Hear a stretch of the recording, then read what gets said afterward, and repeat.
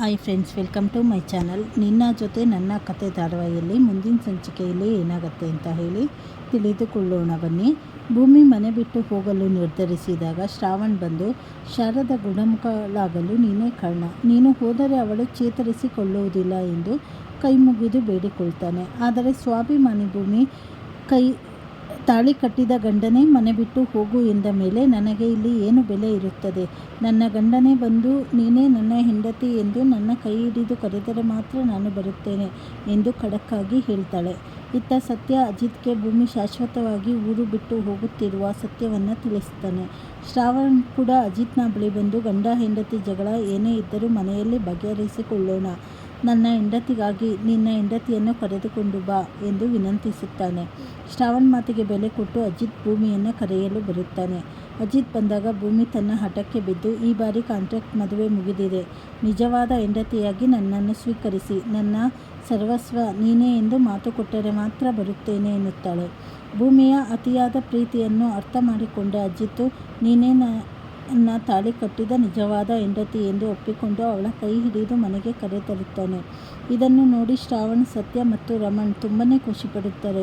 ಆದರೆ ಭೂಮಿ ನಡೆಯುವಾಗ ಅವಳ ಕಾಲಿನಿಂದ ತೀವ್ರವಾಗಿ ರಕ್ತ ಸುರಿಯುತ್ತಿರುವುದನ್ನು ನೋಡಿ ಶ್ರಾವಣ್ ಶಾಕ್ ಆಗುತ್ತಾನೆ. ಅಜಿತ್ ತಕ್ಷಣ ಭೂಮಿಯನ್ನು ಕೂರಿಸಿ ಕಾಲು ನೋಡಿದಾಗ ಅವನಿಗೆ ಸತ್ಯ ತಿಳಿಯುತ್ತದೆ. ತಾನು ಸಿಟ್ಟಿನಲ್ಲಿ ರೂಮಿನಲ್ಲಿ ಒಡೆದು ಹಾಕಿದ ಫೋಟೋದ ಗಾಜಿನ ಚೂರುಗಳು ಭೂಮಿಯ ಕಾಲಿಗೆ ಚುಚ್ಚಿರುತ್ತವೆ. ಭೂಮಿಯ ಈ ಸ್ಥಿತಿಗೆ ತಾನೇ ಕಾರಣ ಎಂದು ಅಜಿತ್ ಕಣ್ಣೀರು ಹಾಕುತ್ತಾ ಅವಳನ್ನು ಗಟ್ಟಿಯಾಗಿ ಅಪ್ಪಿಕೊಂಡು, sorry Bhoomi, I love you so much ಎಂದು ತನ್ನ ಪ್ರೀತಿಯನ್ನು ವ್ಯಕ್ತಪಡಿಸ್ತಾನೆ. ಇನ್ಮುಂದೆ ಎಂದೂ ನಿನ್ನನ್ನು ಮನೆ ಬಿಟ್ಟು ಹೋಗಲು ಬಿಡುವುದಿಲ್ಲ ಎಂದು ಭಾವುಕನಾಗ್ತಾನೆ. ಇವರಿಬ್ಬರು ಒಂದಾಗಿದ್ದನ್ನು ಕಂಡು ಶ್ರಾವಣ್, ಸತ್ಯ ಮತ್ತು ರಮಣ್ ಅಲ್ಲಿಂದ ಹೊರಡುತ್ತಾರೆ. ಅಜಿತ್ ಭೂಮಿಯ ಹಣೆಗೆ ಮುತ್ತಿಟ್ಟು ತನ್ನ ಪ್ರೀತಿಯನ್ನು ಧಾರೆ ಎರೆದಾಗ ಭೂಮಿ ಕೂಡ ತನ್ನ ಮನಸ್ಸಿನಲ್ಲಿದ್ದ ಅಪ್ರತಿಮ ಪ್ರೀತಿಯನ್ನು ಐ ಲವ್ ಯು ಸಾಯಿಬ್ರೆ ಎಂದು ಹೇಳಿಕೊಳ್ಳುತ್ತಾಳೆ. ಭೂಮಿಗೆ ನಡೆಯಲು ಕಷ್ಟವಾದ ಅಜಿತ್ ಅವಳನ್ನು ತನ್ನ ತೋಳುಗಳಲ್ಲಿ ಎತ್ತಿಕೊಂಡು ಹೋಗಿ ರೂಮಿನಲ್ಲಿ ಮಲಗಿಸಿ ಸೇವೆ ಮಾಡುತ್ತಾನೆ. ಶ್ರಾವಣ್ ದೂರದಿಂದಲೇ ಇದನ್ನು ನೋಡಿ ಸಂತೋಷ ಪಡುತ್ತಾ, ಭೂಮಿಯೇ ನನ್ನ ಮಗಳು ಮನಸ್ವಿನಿ, ಅವಳು ನನ್ನ ಕಣ್ಣ ಮುಂದೆಯೇ ಇರಬೇಕು ಎಂದು ಭಾವಿಸುತ್ತಾನೆ. ಇನ್ನೊಂದೆಡೆ ದೇವಯಾನಿ ತೀವ್ರವಾದ ಆತಂಕದಲ್ಲಿದ್ದಾಳೆ. ಶಾರದಾಳ ಕುತ್ತಿಗೆ ಸಿಕ್ಕಿ ಶೂಟ್ ಮಾಡಿದ್ದು ತಾನೇ ಎಂದು ಸತ್ಯ ಅಜಿತ್ಗೆ ಗೊತ್ತಾಗಿದ್ದರೆ ತನ್ನ ಕತೆ ಮುಗಿಯುತ್ತಿತ್ತು ಎಂದು ನಿಟ್ಟುಸಿರು ಬಿಡುತ್ತಾಳೆ.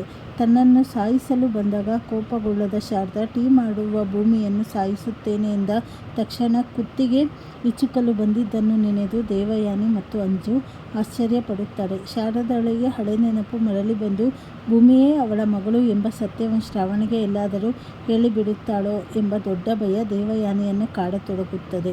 ಇಲ್ಲಿಗೆ ಈ ರೋಚಕ ಸಂಚಿಕೆ ಮುಕ್ತಾಯವಾಗುತ್ತದೆ. ಮುಂದಿನ ಸಂಚಿಕೆಗಳಲ್ಲಿ ಏನೇನು ಬದಲಾವಣೆ ಆಗುತ್ತೆ ಅಂತ ಹೇಳಿ ಮುಂದೆ ತಿಳಿದುಕೊಳ್ಳೋಣ. ಹೊಸದಾಗಿ ಯಾರ್ಯಾರು ಚಾನಲ್ ನೋಡ್ತಾ ಇದ್ದೀರಾ ಚಾನಲನ್ನು ಸಬ್ಸ್ಕ್ರೈಬ್ ಮಾಡ್ಕೊಳ್ಳಿ. ನೀವು ಸಬ್ಸ್ಕ್ರೈಬ್ ಮಾಡ್ಕೊಳ್ಳೋದ್ರಿಂದ ನಾನು ಯಾವುದೇ ಸೀರಿಯಲ್ಲು ಹಾಕಿದ್ರೂ ನಿಮಗೆ ನೋಟಿಫಿಕೇಷನ್ ಬೇಗ ಸಿಗುತ್ತೆ. ಹಾಗೆ ಲೈಕ್ ಮಾಡಿ, ಶೇರ್ ಮಾಡಿ. ಧನ್ಯವಾದಗಳು.